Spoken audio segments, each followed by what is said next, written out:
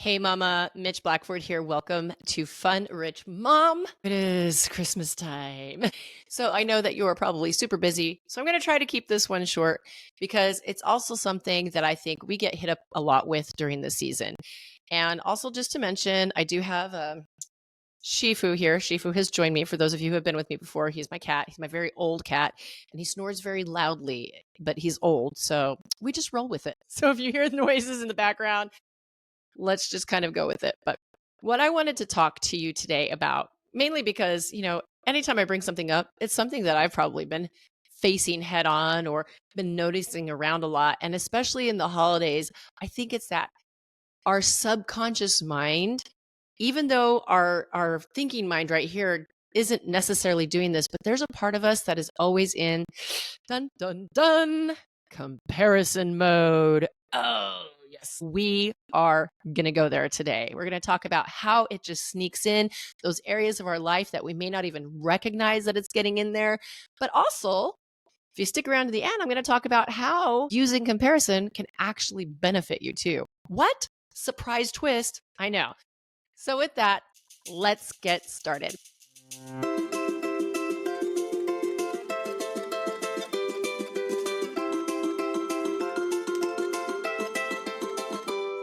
So there's the saying that comparison is the thief of joy. But I'd also like to argue that it's the thief of my budget because I bought a robot vacuum because my neighbor next door said it changed her life, right? Isn't that how it always goes? So the reason that I brought this up is because, like I said, sometimes in theory, in life, I like to think I'm not a big person to compare things. Like I'm pretty comfortable with where I'm at. I understand that people are in different stages of life, different places. It doesn't reflect anything differently about who I am as a person, who they are as a person. I know I sound just so high level. And man, if it were only like that all the time. What I realize though is we have this brain that has this worry center in us, and it's constantly scanning and looking at things and comparing because it wants to see, is there a better, safer, easier way that we can be going about life? And oh my gosh, if this person has that, do we need it? Is that going to be life-changing? Is it going to save us? Is it going to keep us out of danger? Will I survive better? All of these questions that your brain is like, oh, I must have it. Everybody's have it now. We have to have it. We don't want to be left out of the pack. If we don't have it, oh my gosh, we might not survive. They'll kick us out. And you wonder why, like, sometimes I just feel anxious. I don't know why. This might be part of it. So let's get into the first area, which I know everyone always talks about this, but let's hit it up anyway. And that's that fun little thing we like to do with our thumb on our phone, and that is scrolling through the social media feeds. Ay, ay, ay. Now, I know that I know, your friends know, we all know that what we see on social media, it's the picked out specifically for social media content that we're looking at, right? We took 25 pictures to get the one perfect one. I can relate to this. Last night, we were out at a Christmas event with some friends and they had all these beautiful decorations. So we're like, oh, let's grab some pictures. We can make some cards. 15 pictures later, I think we got one where we kind of have our eyes open. But anyway, you get the point. It isn't always as perfect as it seems. I know there have been times when I've literally seen people posing their kids and taking pictures and then walking away and being on, posting it on social media and then leaving their kids alone, or their kids are like, hey, can I play? No, not yet, or whatever. And you see those situations happen. I'm not saying that's everyone. And I'm saying this is what we're comparing ourselves to sometimes. And we don't know what's really going on in the background. I like to bring it back to, I was raised in the 1980s, right? I was a kid of the 1980s, I should say. And if you remember this, let me know. Plastic covered furniture. Oh, yeah. Yeah. It was a thing. If you weren't there, you would go in, it was the front room, and it was like all the nice furniture, and it was covered in plastic. Why would people do that, do you say? Like not wrapped in saran wrap, but actual fitted plastic that would fit and zip around the cushions and everything. Well, of course, it was to protect the furniture and keep it looking nice. And it was that front room that no one dared touch a toe in because it was only for the guests, which is kind of funny because ironically, sitting on plastic furniture is definitely plastic covered furniture. It's definitely not comfortable, especially like if you came over in a skirt that, rides up a little bit when you sit down, or shorts. Imagine on a hot day, you're like peeling off the couch. Excuse me. Do you have a towel I can wipe off my sweat with? Who thought of this stuff? Okay. back to the story. So we had this plastic covered furniture room right up front so that when people came in, this was the picture we presented of our lives. Look, we have this perfect furniture. This room is never messy. I have the expensive donuts for you because this is who we are. And that's the same thing with social media, right? We're presenting all of the best parts because we want to feel good about what we're putting out in the world and what people think of us. And so we'll put these nice pictures, the good things, the highlights. Some of it is just honest, fun sharing, right? But how often do you see the one like I rarely put the picture where I'm like, oh my gosh, I look like I'm 300 pounds in that. Delete. Let's retake that from a different angle. Why didn't I just post it though? It was a raw moment. That's because we all want to put our best foot forward, right? And so what we see is if we walked back further into the house, and same thing with the phone, if we took that phone and started scrolling through the pictures, we'd see what the real life was happening behind. All of the fights, all of the tantrums, all of the messy hair, all of the crumbs on the floor, whatever it is. And we don't know what's really going on, but we're just looking at that feed thinking like, man, they seem to have it all together. Why can't I? So that's the number one way where we're, using the comparison. And that one is usually talked about. And so let's get into the second one that can be really easy for us as moms. And that is kid stuff, kid milestones, kid competition, whatever it is around our kids, because man, doesn't it feel good to brag on your kids? Or likewise, doesn't it feel like, oh my gosh, what's wrong with me when you see my friend's kid, they eat vegetables. And it's not just the no thank you bite. They eat like a whole plate of vegetables in multiple colors. Like, why don't my kids do this? What's wrong with me? Or my kid is struggling in school. And is it okay to tell someone I had to get a tutor for them? Now, does it make it look like my kid is not with it with the rest of the class? Or my kid won debate class and it was in high school, but they're only 6. And so we have all of these different things that we're constantly putting the pressure on our kids. And that's the thing I think we miss sometimes is what we're doing to our kids unconsciously because of this comparison. So, a little story for you. And of course, this is a story that happened before I was a mom. I have to preface that because, it changes the story when you become a mom. I remember I was watching, someone shared this video with me of this little boy. And it was obviously he was in a family that didn't have a lot. They had, you could just see it was just not a well-to-do family by any means. And it was his birthday. He had one present and his whole family was there. And it looked like the whole family had pitched in for this present.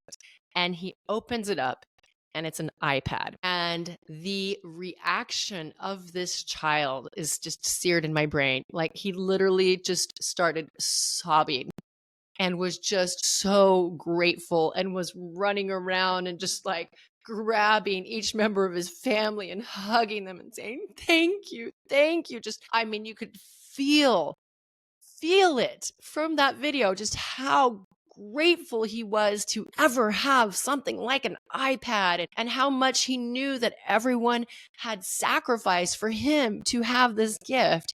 And it just left such an impression on me that in that moment, I made this decision that, I want my kids to always have that sort of gratitude. And so I was comparing to some of the examples I had seen before of kids where you would go to a birthday party and it was just like a wrapping paper festival, right? Just how many boxes of wrapping paper can I get through as fast as I can? And they're not even looking at the presents. It was more just about how many did I get and how many can I unwrap? And then there's maybe one that they end up playing with. And so right there, I was comparing the two situations. And instead of looking at, okay, what is the real thing going on here? What is the value that I'm wanting to create? And does it have to have this path for me to create it? Does it have to be where my kids only get one present? Is that the only way that I can cultivate an appreciative spirit in them? And so that was something for me to really look at over the years. To this day, we kind of have the policy of, hey, when we have a birthday party, come here. We want you here. If you bring a present, that's up to you. We're totally fine if you don't bring a present. Our goal is we want to share the experience with you. And at the same time, I have friends that it's like, no, I want to bring a present. That just feels weird not to bring a present. Plus, we found this really cool thing we want to get them. It's like, okay, that's cool. And there was a moment there for a while where I thought, no, I need to tell them no. And like I said, part of it went back to that video. Part of it went back to a time in my life when I was really struggling. And I just had some friends that they were always going to all of these birthday parties because, when kids have all these friends and they were paying so much in birthday presents. And I knew it was hard for them. And I thought to myself, well, I never want to put my kids' friends' parents, their parents in these situations where it's like, well, we can't go to the birthday party because we can't show up with a gift. We don't want to be embarrassed. And so these were the things, these were what were creating the decisions for me, and was all this comparison of, I don't want to be that person, and I don't want to be this way, and I want it to be this way because I think this is better than that. Again, comparing and contrasting is what our brain does. And so when I was able to step back and really look at, okay, why am I making these decisions? What's really the important thing that I want to get out of this? And can it be achieved in a different way that maybe is more reasonable or allows for more flexibility? And that made it a lot easier to just move forward and realize, hey, I can still teach my kids to have gratitude and to be excited. And it was so fun. This was not this year's birthday, but last year's birthday for Eja. It was so cute. Every single present that she got from someone, she would stop.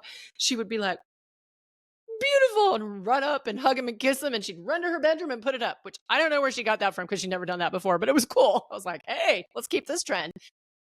And I just realized, hey, she's still getting probably a lot of presents because we had quite a bit of people there, but she still had gratitude and took the time with each present to express thank you to that person and not just rip through it. And I was like, we did something right. And it was because we allowed just the flow of what needed to happen and taught her the appreciation. And I didn't compare, like, is she going to be spoiled versus that kid who only had the one iPad? Am I raising a spoiled kid? Or did she get as many presents as her friend did at the other party? And is she going to feel like she didn't get enough? Or whatever comparison that we start to make these stories about. It was just a joyful moment because I could let go of all of that and realize, okay, we're following the values here. And that was what is important. Now we talk about marriage. Man, talk about a comparison game right there. Her husband buys her flowers. He'll dance with her. She makes him coffee every morning. Whatever it is, there's always something where we look at and secretly we're kind of like, man, why don't I get that? And then we got to realize, oh yeah, am I doing the things to get and elicit that behavior? Because everybody is reacting. We're constantly in reaction mode. So there's all of these things that we're looking at again that we're only comparing a tiny piece of the picture and we're not seeing the whole thing. Yeah, they may go on date nights, but they might be on their phone the whole time. Or yeah, he might bring her flowers, but maybe she was mad at him and he was making up for it, or whatever the story is. We don't know what's going on behind the doors. We don't know what that relationship is really like. What we can do is look at what we want our relationship to be like. And instead of comparing it to them and bringing that relationship in and saying, well, he does this and she does that, which, always works so well, we can say, well, hey, this is what I would love to see. What would you love to see? And how can we make this happen together? And now it's not about making him feel like you're, idolizing someone else's husband and comparing him so now he always feels bad, or vice versa, like he's bringing up someone else's wife and making you feel so bad. Now it's about, hey, we're in this together. We are a team. What is it that we want to achieve together? How do we want our marriage to show up? And what does that need to look like for us? Because everybody is going to have different experiences, right? Someone might get roses. And for example, I don't know, like you bring me roses, it's really nice, but that's not going to float my boat. Bring me roses, like some flowers a couple times a year. That's pretty cool. But I'm going to react differently to other things that are going to strike my fancy. So that's a conversation that Andrew and I need to have so that we know, like, hey, these are the things that we need to be pursuing with each other. They may have that might work for them. But instead of comparing you to, well, you don't do that, how about we actually come up with a plan? And it goes both ways, right? And then we get into appearances, whether it's your physical appearance. Oh my goodness. I'm telling you guys, it's hard coming up on I'm not even going to say the word, coming up on another decade sometimes. Like your skin starts to change, tone starts to change. You look at other people that are younger and it's like, I miss my skin. Do I not look beautiful anymore? Or how come their hair always looks great? Or why is it that she can wear Uggs and workout shorts and, a tank top and look fabulous? And I put that on and it's just like a train wreck waiting to happen, whatever it is. Or when, back to the house, when I walk into their house, it looks like Pinterest. It's just too easy because we're so visual. You look at something and it's so easy to make that snap decision of, oh, it must be like this for them because, and it just adds and fuels to those insecurities. And again, if you don't pay attention to it, you might be like, why am I always feeling like I'm just missing out or I'm behind the curve or I just don't quite have what it takes or there's something wrong with me? Because that comparison engine is just constantly working. And so when we can take ownership and realize that that's what's going on, now we can start to make changes. So instead of feeling inadequate and self-doubt, instead of distracting us from the unique strengths and gifts that we have, or putting strain on our relationships because we're modeling something that may not even work for us, right? And trying to put it into our area versus what we truly need. This is all of the things that comparison is stealing from us when we let it keep running the game in the background.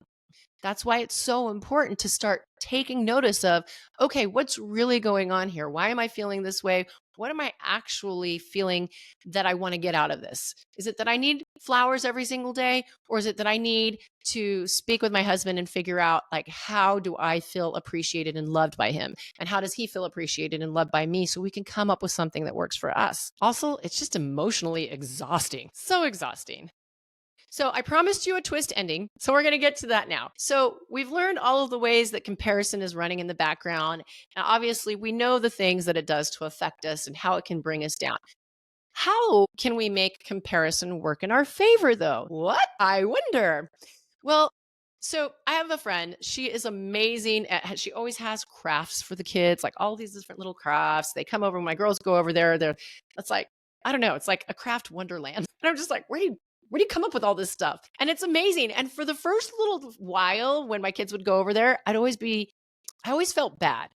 Not like poor as me, but there was this part of me that felt like, man, I'm not that mom. I feel bad. I give my kids a coloring book and I'm like, go color. That's literally the extent of our crafting. I mean, one time I let them use a glue gun, but that's about it because crafting is just not my specialty. And honestly, like when they craft and they do all their things, I love watching it, but then I'm like, ooh, that's a whole bunch of junk. How are we going to get rid of that? And it's their artwork. So that's kind of my take on it. And at the same time, I don't want to rob my kids of that experience because obviously they love it and they enjoy it. So that was the feeling I would go over there. I would just feel like, oh, I'm failing my kids. They come over here, they have so much fun. She does all of these activities with them. They're just so creative.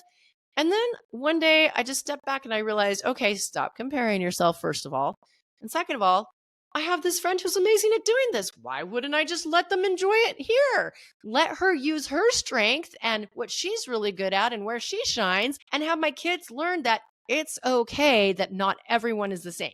It's okay that mom isn't crafty in this particular way. And it's cool that we have a friend that is, and we can learn that from this person and have that experience here. And then when her girls come over here, I have different things that maybe I do with them that maybe she doesn't do. And so when I realized that really it becomes resourceful to have these friends who are good at things that I'm not good at, it was really, really cool and empowering. And also, it's a way to help your friends feel good about them too. Like I told her, man, you're crafty. You're really good at this. I love the fact that my girls can come here and they get all this from you because they don't get it from me. So that's super cool. And if you get something like that, when it doesn't come from that negative space of, oh, man, why am I not like you? And then you feel kind of bad, like, oh, no, no, no. I mean, I'm not that crafty. And because that's what we tend to do, right? Like we want to downplay our strengths so that we don't make someone else feel better. Instead, when it comes from this place of like, wow, I really appreciate that you are this person in my kid's life. That's awesome. It's like, hey, thanks. I appreciate it. That feels good. And suddenly we've taken comparison and we've used it to turn it around and make it into this cool thing. Again, now it's a resource, or it can be inspiration for going back to the crafting. Maybe I'm not so good at crafting because I didn't craft a lot when I was a kid, but now I see, oh, hey, that's a craft I think I would like to try. And I can take on some things that maybe I hadn't even thought of before. So now she's become an inspiration for me to use different things at home that I wasn't bringing into the home before. You can also use comparison as motivation for growth, right? So if you see someone in a position where, hey, they have this, and these all things that I would like to incorporate in my life, instead of trying to break them down, because when we compare, that's what we tend to do. We tend to tear people down to make ourselves feel better, right? And we may not do it like overtly, but there's a part of us that's like, because she has cellulite or whatever it is. But there's just this little part of us that's just like, there's got to be something wrong with her. Well, why do we have to go there? Instead, why don't we say, man, she's got a lot of these qualities that I really like. How can I emulate that and put that to work in my life so I can be more like that in my own unique way? And so now it gives us that stepping stone to start growing and to become that person. Maybe they opened up a whole new world to us that we weren't even aware of because of who they are and how they show up. And instead of trying to tear them down and take it away because we feel bad about ourselves, we take their buildup and grab onto it and lift ourselves up too. The other thing that we can do, this is a big one. Okay, so my yard, I like to call it kind of like the pit of despair, because it's just this big grass area that has tons of weeds that look like grass when we mow it, and it gets flooded, and it's not where we want it to be by any means. Obviously we want a nice play area for the kids. We want to get the pool. We want the fire pit. We want it all, right? And my design in my head is probably going to cost $500,000. Let's be real. So, I got to tone it down. Either way, sometimes I would go out in our backyard and I just feel disappointed. Like, my friend next door has a pool and a hot tub. That friend next door has this really cool play set. And we just have ugly grass that gets flooded and is full of dog poop until I hire my neighbor next door to come and clean it. And so it'd just be disappointing. And instead of appreciating that I have this full acre where my kids can run, where we fly kites, where we, do target practice, and where my dogs can play and we can throw balls, and where we do the fire pit that we can move anywhere because it doesn't really matter. It was hard for me to appreciate it. And I just always felt bad about it. And I didn't want to have anything to do with my yard. And instead, I just realized, I'm like, man, I'm wasting a lot of time on this. Right now, we don't have the $500,000. No, we're not going to spend $500,000 in our backyard. But you get what I'm saying. We don't have the $500,000 to do what we want. We're going to get there. We're going to get what we want to do.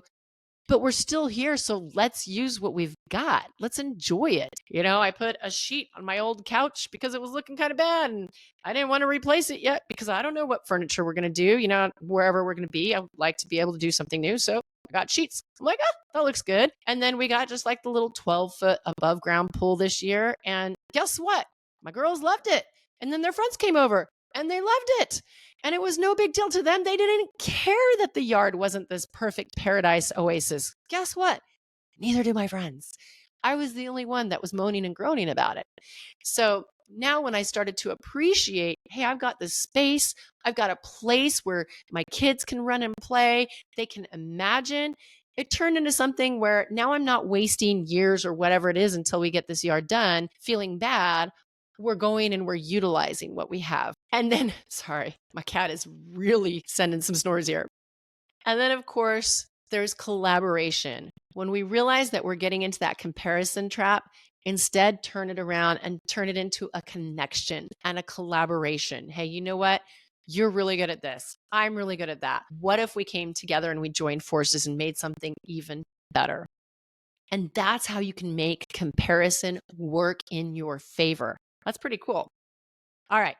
I think I have hit our time limit here on this Christmas episode, or right week before Christmas. I don't want to take too much longer because you probably have some shopping to do or some cooking to do or some cleaning to do or all of the above. So with that, go out there, make it fun, make it rich, figure out a way that you can take something that you were comparing before and turn it into gratitude. Drop me a comment and let me know what that is. Also, if you would leave a review for this, if you're listening on iTunes or Spotify or any of those, I would really appreciate it. It helps this get out to more people. Make it a fun one, y'all. Talk to you next week.